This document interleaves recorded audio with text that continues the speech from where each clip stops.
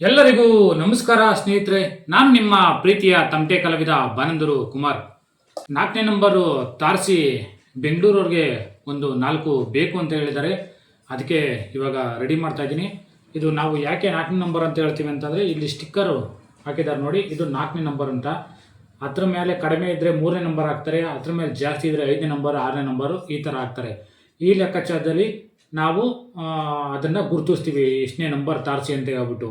ಒಬ್ಬೊಬ್ರಿಗೆ ನಟ್ಟಲ್ಲಿ ಹೇಳ್ತಾರೆ, ಏನೋ ಕೊಕ್ಕೆ ಹಾಕ್ತೀವಲ್ಲ ಅದನ್ನು ಅದರಲ್ಲಿ ಹೇಳ್ತಾರೆ. ಅದರಲ್ಲಿ ಎಷ್ಟು ಇಂಚಿದೆ ಏನು ಅಂತ ಅಂದ್ಬಿಟ್ಟು ಹೇಳ್ತಾರೆ. ಆದರೆ ಒಬ್ಬೊಬ್ರಿಗೆ ನಂಬರ್ ಹೇಳಿದ್ರೇ ಗೊತ್ತಾಗೋದು. ಬೋಲ್ಟ್ಗಳು ಎಷ್ಟು ಬೇಕಾದ್ರೂ ಹಾಕೋಬೋದು. ನಾವು 8 ಹಾಕ್ತೀವಿ, ಇದಕ್ಕೆ 8 ನಟ್ಟು ಬೋಲ್ಟ್ಗಳನ್ನ ಹಾಕ್ತೀವಿ.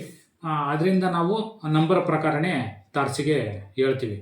ನಮ್ಮ ಅಮ್ಕು ಮಂಜ ಹೇಳ್ದಂಗೆ ನಿಮಗೆ ನಾನು ನನ್ನ ಪಪ್ಪಮ್ಮನ ತೋರಿಸ್ತೀನಿ ನೋಡಿ. ಇದೇ ನನ್ನ ಪಪ್ಪಮ್ಮ.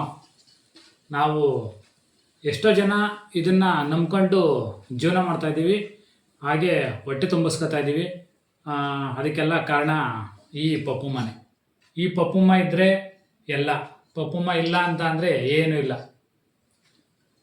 ಏಕೆಂದರೆ ಇದಕ್ಕೆ ನಾವು ಅಷ್ಟೇ ಮಹತ್ವ ಕೊಡ್ತೀವಿ, ನಮಗೂ ಅಷ್ಟೇ ಇದು ಮಹತ್ವ ಕೊಡ್ತದೆ. ಇದರಿಂದ ನಾವು ಎಷ್ಟೋ ಕುಟುಂಬಗಳು ಜೀವನ ನಡೆಸ್ತಾ ಇದ್ದೀವಿ.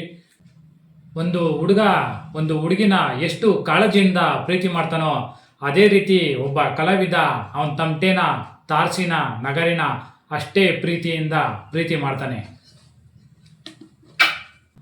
ಯಾರೆಲ್ಲ ಈ ರೀತಿಯ ತಮಟೆಗಳನ್ನು ಇಷ್ಟಪಡ್ತಿರೋ ಅವರೆಲ್ಲ ಶೇರ್ ಮಾಡಿ, ಕಮೆಂಟ್ ಮಾಡಿ, ಹಾಗೆ ಫಾಲೋ ಮಾಡಿ.